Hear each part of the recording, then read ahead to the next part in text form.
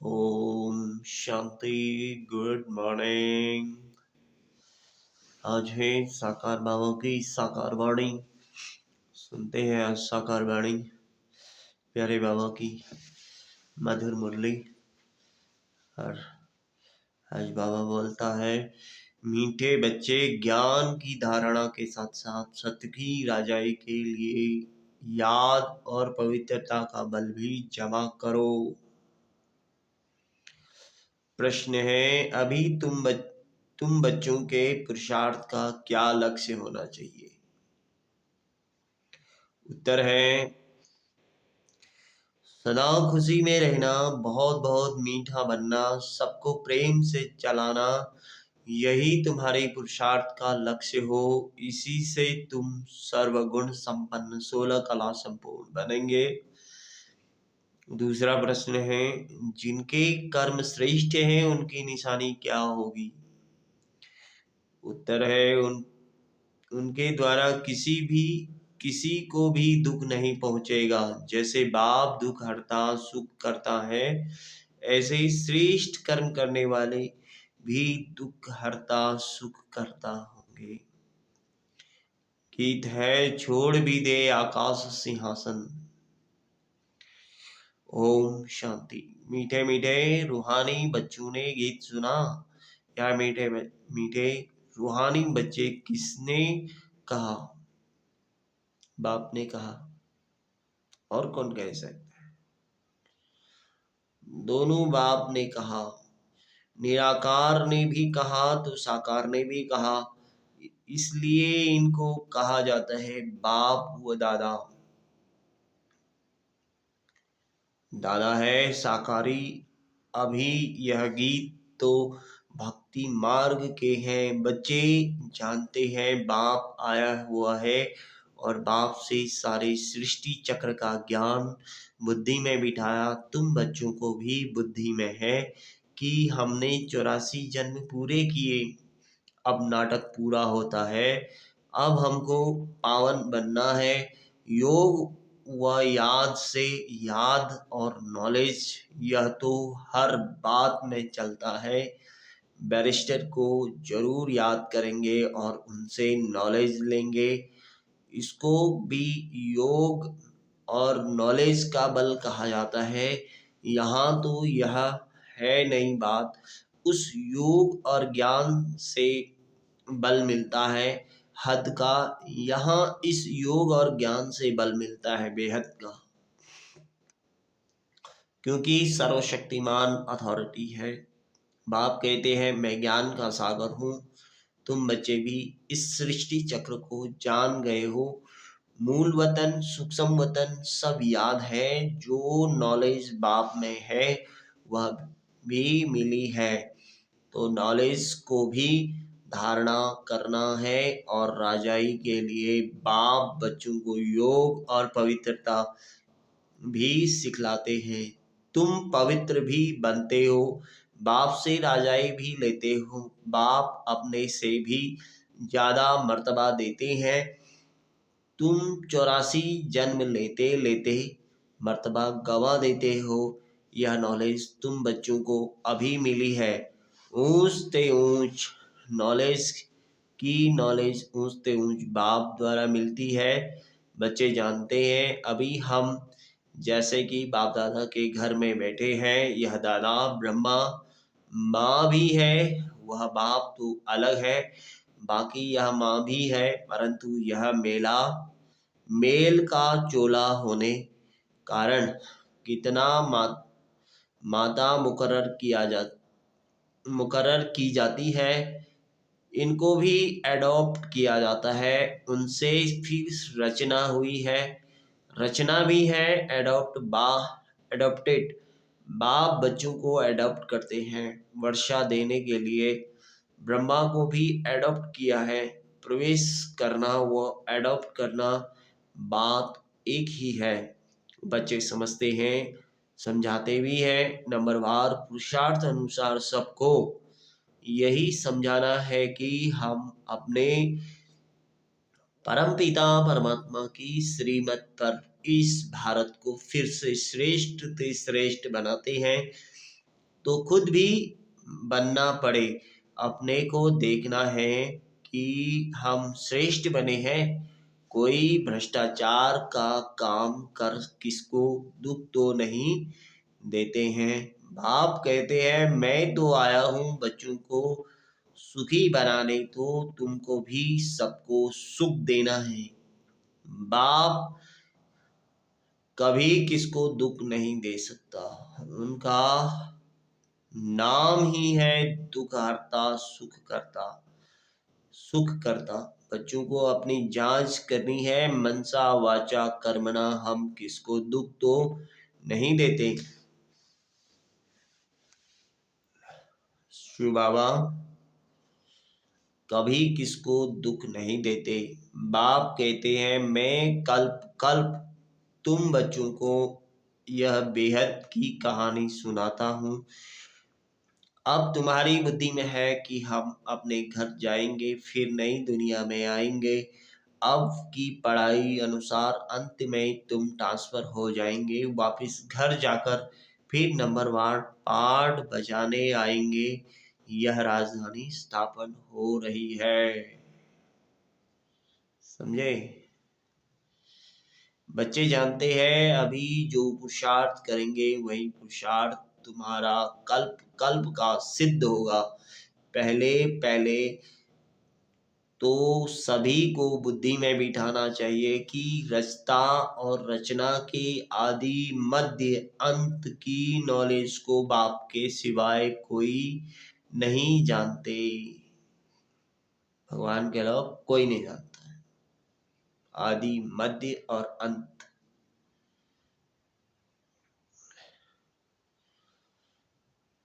ऊंच से ऊंच बाप का नाम ही गुम कर दिया है। त्रिमूर्ति नाम तो है, त्रिमूर्ति रास्ता भी है, त्रिमूर्ति हाउस भी है। त्रिमूर्ति कहा जाता है ब्रह्मा विष्णु शंकर को।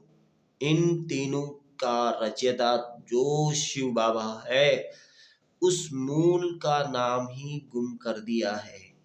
अभी तुम बच्चे जानते हो ऊंच से ऊंच है शिव बाबा, फिर है त्रिमूर्ति। बाप से हम बच्चे यह वर्षा लेते हैं। बाप की नॉलेज और वर्षा यह दोनों स्मृति में रहे तो सदैव हर्षित रहेंगे। बाप की याद में रहे फिर तुम किसको भी ज्ञान का तीर लगाएंगे तो अच्छा असर होगा। उसमें शक्ति आती जाएगी। याद की यात्रा से ही शक्ति मिलती है। अभी शक्ति गुम हो गई है क्योंकि आत्मा पतित तमो प्रधान हो गई है। अब मूल फिक्रात यह रखनी है कि हम तमो प्रधान से सतो प्रधान बने। मन मना भाव का अर्थ भी यह है। गीता जो पढ़ते हैं उनको पूछना चाहिए मन मना भाव का अर्थ क्या है या किसने कहा मुझे। याद करो तो वर्षा मिलेगा। नई दुनिया स्थापन करने वाला कोई श्री कृष्ण तो नहीं है, वह प्रिंस है। यह तो गाया हुआ है ब्रह्मा द्वारा स्थापना। अब करण करावन हार कौन भूल गए हैं। उनके लिए सर्वव्यापी कह देते हैं। कहते हैं ब्रह्मा विष्णु शंकर आदि सब में वही है। अब इसको कहा जाता है अज्ञान। बाप कहते हैं तुमको 5 विकारों रूपी रावण ने कितना बेसमझ बनाया है। तुम जानते हो बरोबर हम भी पहले ऐसे थे। हाँ, पहले उत्तम से उत्तम भी हम ही थे, फिर नीचे गिरते महान पतित बने। शास्त्रों में दिखाया है राम भगवान ने बंदर सेना ली। यह भी ठीक है। तुम जानते हो हम बरोबर बंदर मिसल थे। अभी महसूसता आती है यह है ही भ्रष्टाचारी दुनिया। एक दो को गाली देते कांटा लगाते रहते हैं। यह है कांटों का जंगल, वह है फूलों का बगीचा। जंगल बहुत बड़ा होता है, गार्डन बहुत छोटा होता है। गार्डन बड़ा नहीं होता है। बच्चे समझते हैं बरोबर इस समय यह बड़ा भारी कांटों का जंगल है। सतयुग में फूलों का बगीचा कितना छोटा होगा। यह बातें तुम बच्चों में भी नंबरवार पुरुषार्थ अनुसार समझते हैं, जिसमें ज्ञान और योग नहीं है, सर्विस में तत्पर नहीं है, तो फिर अंदर में इतनी खुशी भी नहीं रहती। दान करने से मनुष्य को खुशी होती है। समझते हैं इसने आगे जन्म में दान पुण्य किया है, अब अच्छा जन्म मिला है। कोई भक्त होते हैं, समझेंगे हम भक्त अच्छे भक्त के घर में जाकर जन्म लेंगे, अच्छे कर्मों का फल भी अच्छा मिलता है। बाप बैठ कर अकर्म विकर्म की गति बच्चों को समझाते हैं। दुनिया इन बातों को नहीं जानती, तुम जानते हो। अभी रावण राज होने कारण मनुष्यों के कर्म सब विकर्म बन जाते हैं। पति तो बनना ही है, 5 विकारों की सब में प्रवेशता है। भल दान पुण्य आदि करते हैं, अल्पकाल के लिए उनका फल मिल जाता है, फिर भी पाप तो करते ही हैं। रावण राज्य में जो भी लेन देन होती है वह है ही पाप की। देवताओं के आगे कितना स्वच्छता से भोग लगाते हैं, स्वच्छ बनकर आते हैं, परंतु जानते कुछ भी नहीं। बेहद के बाप की भी कितनी ग्लानि कर दी है। वह समझते हैं कि यह हम महिमा करते हैं कि ईश्वर सर्वव्यापी है। भगवान को सर्वव्यापी कहना ये भगवान की ग्लानि है, कोई उनकी महिमा नहीं है। बाबा बार बार बोल रहा है, अभी भी वक्त है, सुधर जाओ, बोलो मत ऐसा। जिस दिन उसके हत्थे चढ़ गए ना, किसी को नहीं बख्शेगा फिर।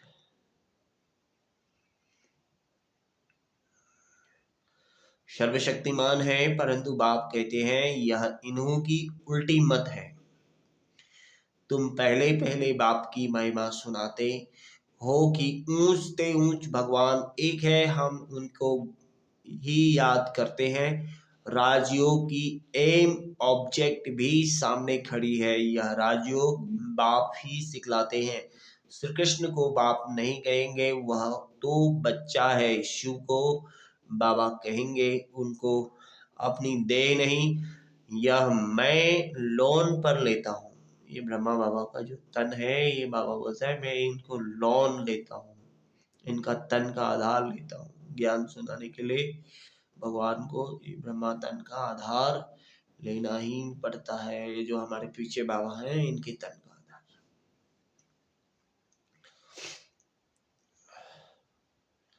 इसीलिए इनको बाप दादा कहते हैं। वह है ऊंच ते ऊंच निराकार बाप, रचना को रचना से वर्षा मिल न सके। भाई भाई आपस में एक दूसरे को वर्षा नहीं दे सकते, बाप ही वर्षा देता है अपने बच्चों को। भगवान भी हमको वर्षा देने आया है, तो अभी भी वक्त है, ले लो।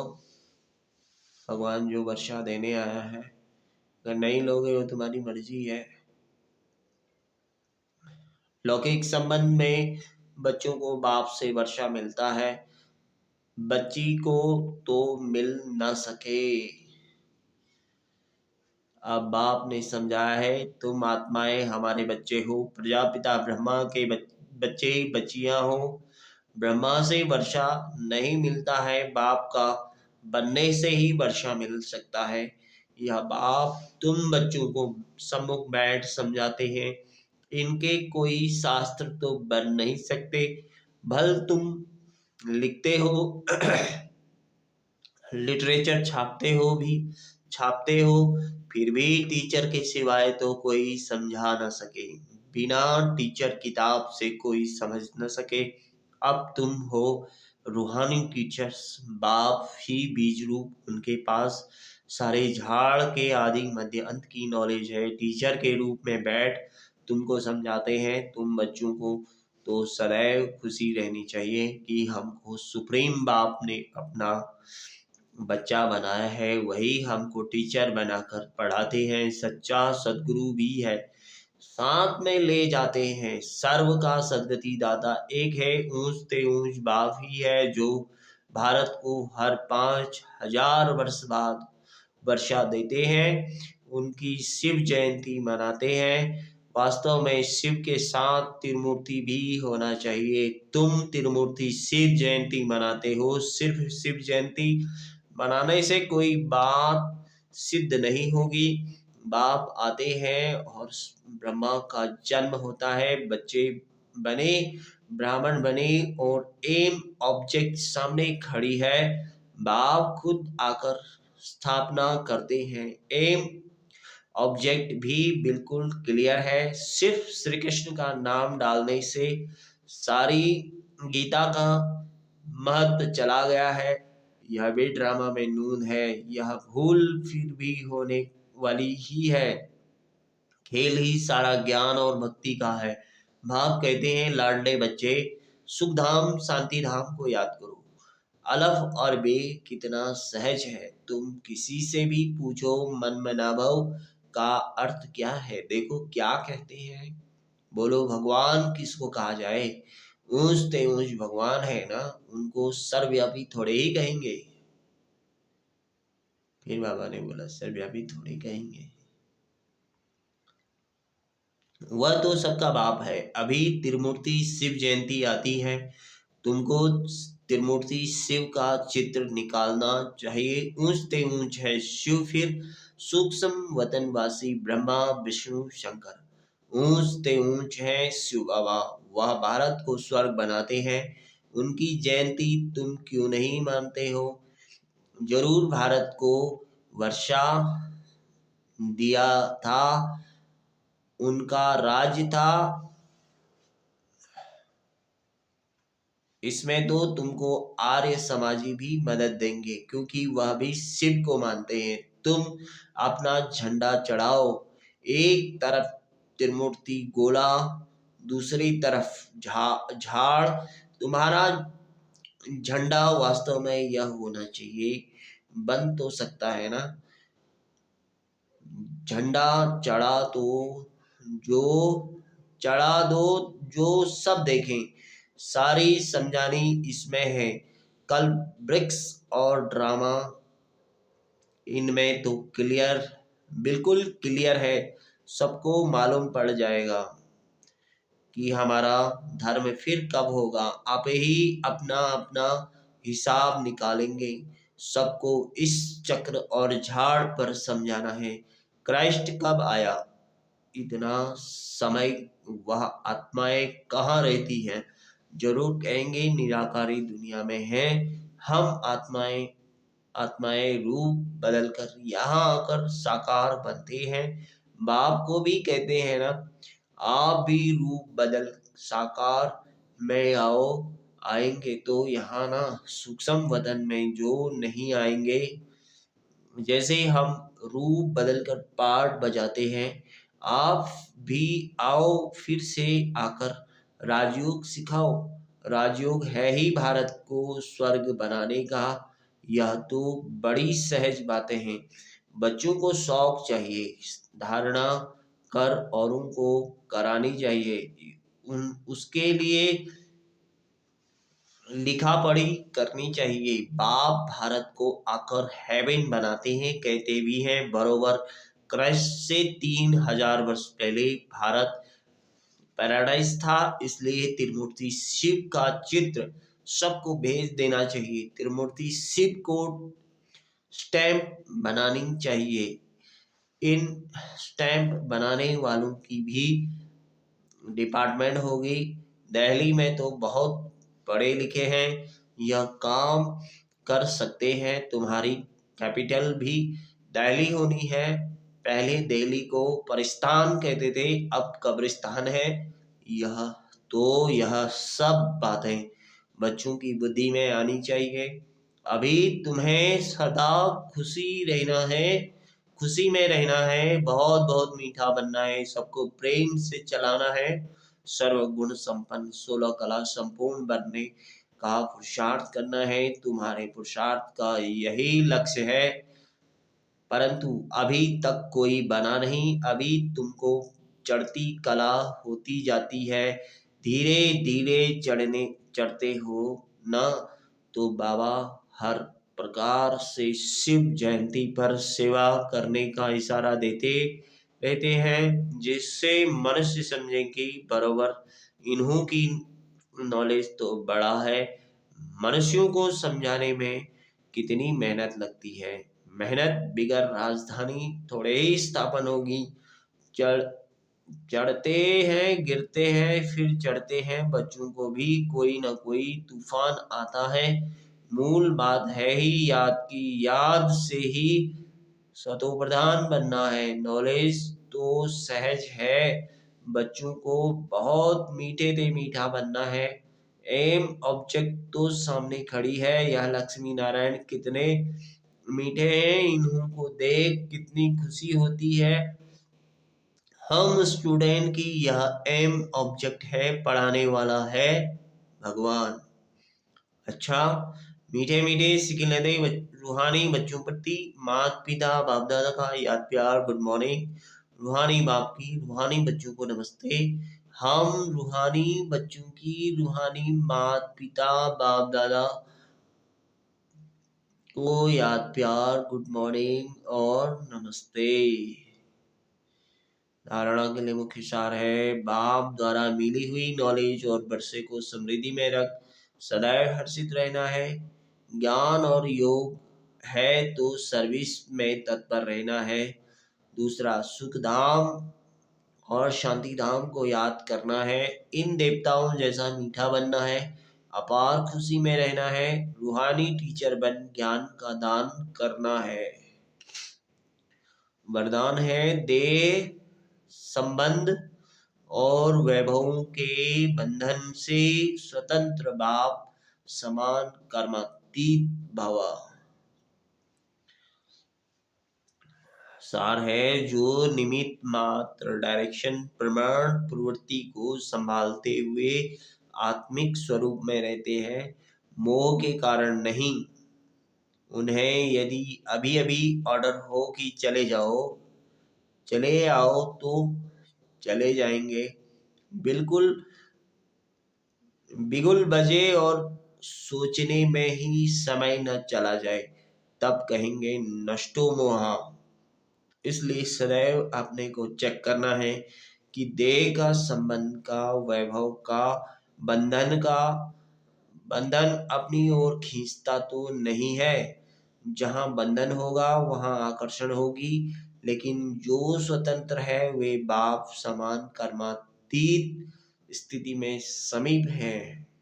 स्लोगन है, स्नेह और सहयोग के साथ शक्ति रूप बनो तो राजधानी में नंबर आगे मिल जाएगा। ओम शांति। अपनी शक्तिशाली मनसा द्वारा सकाश देने की सेवा करो।